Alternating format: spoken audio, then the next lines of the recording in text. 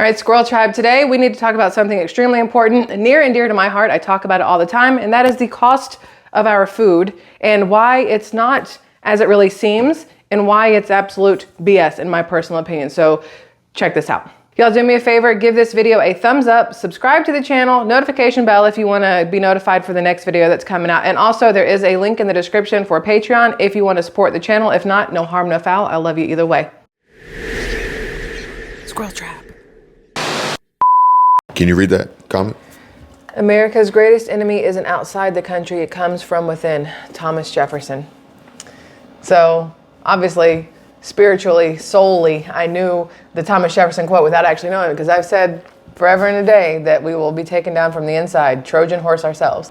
How do you know who you can trust anymore? Honestly, I don't think you do know. You have to be willing to have faith that some people don't suck, I guess you could say.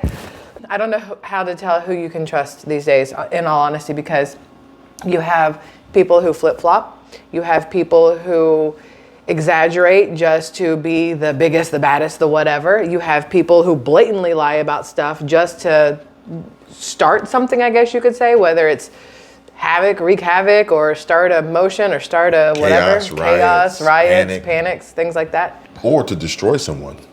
A lot of times it's to destroy someone. The easiest way to destroy your reputation is to just start talking.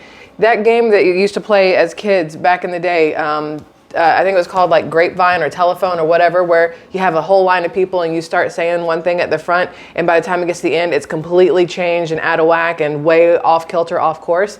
I feel like that's what a lot of people do. It starts here correctly, and then it moves its way down the line. And as it moves, depending on who is listening to it and how they feel about whatever the topic is, it gets changed, it gets distorted, it gets whatever, until you get to the end and it's just this pile of shit. Well, let's see what pile of shit we have here when we get to the end. So a long-standing feature, maybe the longest-standing feature of Cold War propaganda in the West, was the Soviet grocery store.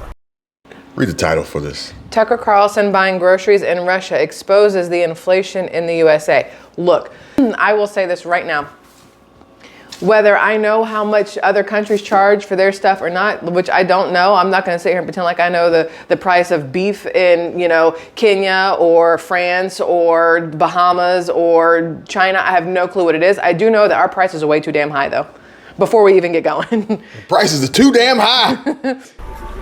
No products, no choices, shoddily made things. And it wasn't actually propaganda, it was real. And you can look up the pictures on the internet if you want. So we thought it would be interesting to take a look at a contemporary, modern day, 2024 Russian grocery store 2 years into sanctions. Here we go. May I first start off with, I find it interesting that, and I may get some flack for this, but I find it interesting that Russia, the place we're supposed to hate, Vladimir Putin, the guy who's supposed to be like basically the Antichrist, if you will, that's what a lot of people call him, he's awful, just lets Tucker Carlson into the country to go record grocery stores and do whatever else. But does Tucker Carlson go to more than one grocery store? Or is this like when Walmart knows that they're about to have like a bunch of bigwigs in the store, they revamp everything and everything is fully stocked. Everything looks absolutely amazing. Employees abound and self-checkouts have no issues and there's plenty of cashiers. Well, maybe we should watch Tim Pool after this one. Okay. There we go. So I guess you put in 10 rubles here, Aldi style, and you get it back when you put the cart back.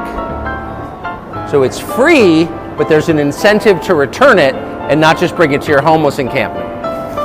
Okay. You think that would really entice a homeless person to get their ruble back? Their quarter back? Well, no, but he's saying it because here in the U.S., plenty of stores like Walmart, you can just take the cart with you wherever you want to go. Same things like Walgreens and CVS. They have these little carts. Now, Target has put the stop action on their wheels. You get past a certain area and your cart's going to stop. And if you're walking full speed, it's going to ram into your sternum or your what is this, diaphragm, depending on how you're going. But they are trying to change it now so that all of the carts, whether it's Walmart, Target, whatever, they're trying to change them so they cannot be taken outside of certain areas. And if they are found outside of certain areas, then the stores will be fined for those carts being out. you just think about it, how many Target shopping carts or Aldi shopping carts or Lidl do you see just scattered about? It's normally Walmart that you see. This is the grocery cart escalator. This is designed, I'm figuring this out now, where the wheels don't move, they lock on the grocery cart escalator. Look, Ma, no hands. Retail placement here is a little bit.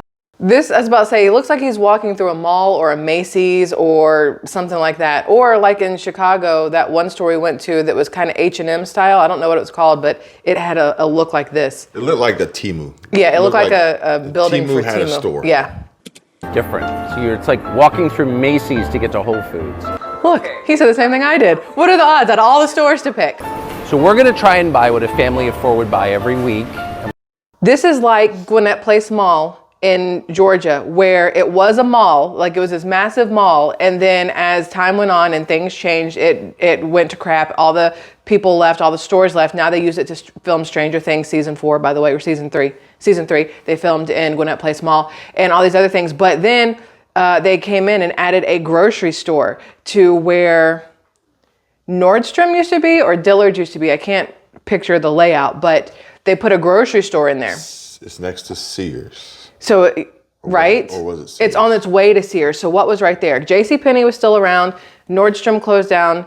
I think it was Dillard's. I'm literally trying to remember what it looked like from 20 years ago. We're going to see what the selection is, and we're going to see what it costs. Now, Russia is famous for its bread, which is one thing I can assess pretty well. The low-carb lifestyle has not swept Russia. Thank heaven, because look at that. It's fresh, too. Look at that. Oh. That's a lot of fresh bread. That's very Whole Foodsy. Unicorn and mini mills. All right. He sounds like me when I go food shopping. I'm so excited about this. I'm wondering if Tucker Carlson actually does his own grocery shopping. I'm wondering if this is more Tucker Carlson than what we normally see, because this has more laid back, fun personality. Normally, when you see Tucker Carlson, it's not this style. So this, to me, is a little endearing, I guess you could say. I've seen him on other people's podcasts. I've seen him not on Fox. And he's different. He's this guy. Okay. Some kind of Russian wheat cookies. In order for him to know that the prices there are better or worse or whatever, I would say he has to have some idea of what is going on with the prices here. It doesn't mean he necessarily shops for his own groceries, but it would mean that he pays attention to what is happening with inflation here in the US of A. Don't we? Yeah. I don't know if this is sugar or flour, to be honest with you. That's what I'll say. It looks like flour. It looks like a staple, so we should get it. It's a very good looking package. It's got to be flour, right?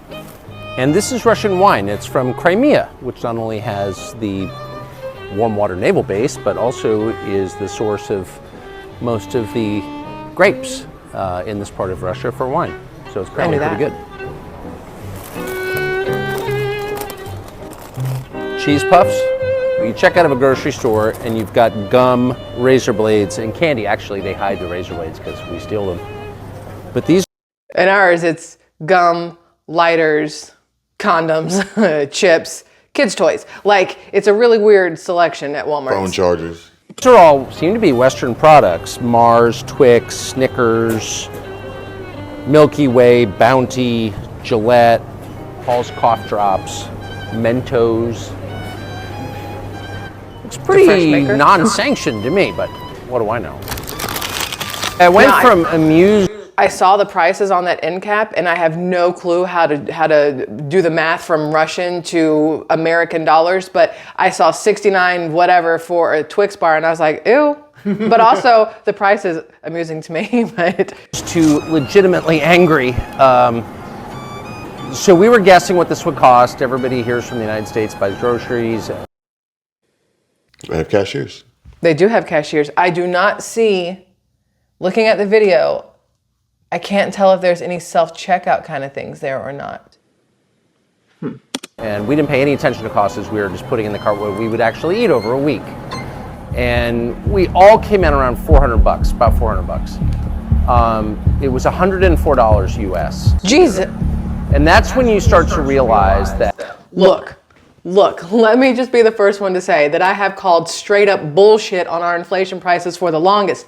When chicken had this avian flu and all this other crap, I said it's not happening like they say it is. When all these processing plants went up in flames, when all of these chicken coops went up in flames, everything else, I said it's not really what it is. They're like, oh, we lost 500,000 chickens. Bro, there are 2 billion chickens here that we eat every single year. There are 2 billion chickens that lay eggs. So you lose 100,000 egg laying hens. It's not that big a deal, right? But it's pushed to be that way so that when you go to the grocery store and your dozen eggs have gone from $1.04 to $6.76, you're like, well, it's because of the dead chickens. That's what did it. No, it's because profit over people. The corporations are like, we need to recoup money that was lost over the last couple of years during the pandemic. So what we're going to do is give people a reason to fear that there's going to be a shortage. So one, they run out and buy everything. And two, we can raise the prices at the same time. It's like a win-win, if you will. And then all of a sudden, the corporations are having the highest profits they've seen in years upon years. And then now our shelves are full, but did the prices come back down? No.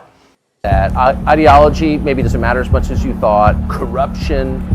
If you take people's standard of living and you tank it through filth and crime and inflation, and they literally can't buy the groceries they want, at that point, maybe it matters less what you say or whether you're a good person or a bad person. You're wrecking people's lives in their country, and that's what our leaders have done to us. And coming to a Russian grocery store, the heart of evil, and seeing what things cost and how people live, it will radicalize you against our leaders. That's how I feel anyway, radicalized. We're not making any of this up, by the way, at all. He's definitely of the unpopular opinion, and why he's getting like slammed for everything that he did in Russia. And he deserves more views, but the powers that be will not let that happen. They're not going to let that happen because, I mean, he literally walked over there. He probably flew to Russia, by the way. But he's literally walking through the store and literally came with receipts, to show that what we pay here is absolutely ridiculous. Now, we will say, or I will say, that the brands that they had over there are not brands that we have here. So there could be a difference in manufacturing costs and everything else, how much the manufacturer sells it to the grocery store for and everything else. But it does not change the fact that means here is profit over people. How much they offer from locally sourced versus producing their own, shipping it out, and then importing it back. Yeah. I mean, we here in the U.S., we pay exorbitant fees on the things that we have because of we have to help the corporations make up their import costs for everything they bring in from outside of the United States. Thank you guys for watching. I really want to know your opinions on this, on a few things. Number one, on Tucker Carlson going to Russia to begin with. Also, the difference in pricing between the United States and just Russia itself. You guys saw how much food was on that conveyor belt. If you grocery shop here in the U.S., you know that could have bankrupted numerous families. And here it is, that's over just $100 worth. In Russia, that is absolutely ridiculous. I want to know your thoughts on that. Do you think we are being overcharged? Do you think Russians are being undercharged? Maybe that's the way to look at it. Now, I do have a deeper question, if you will. Do you think that at this day and age, we are being told the truth about Russia in general, all encompassing? You can narrow it down to certain subcategories if you want, but in general, do you think our government is telling us, the American people, the truth about Russia? And in addition to the government-controlled media, can't forget them. I don't know, but I want to know what you guys think. SquirrelTribe, thank you for being here. I love you immensely, and I'll see you on the next one. Bye.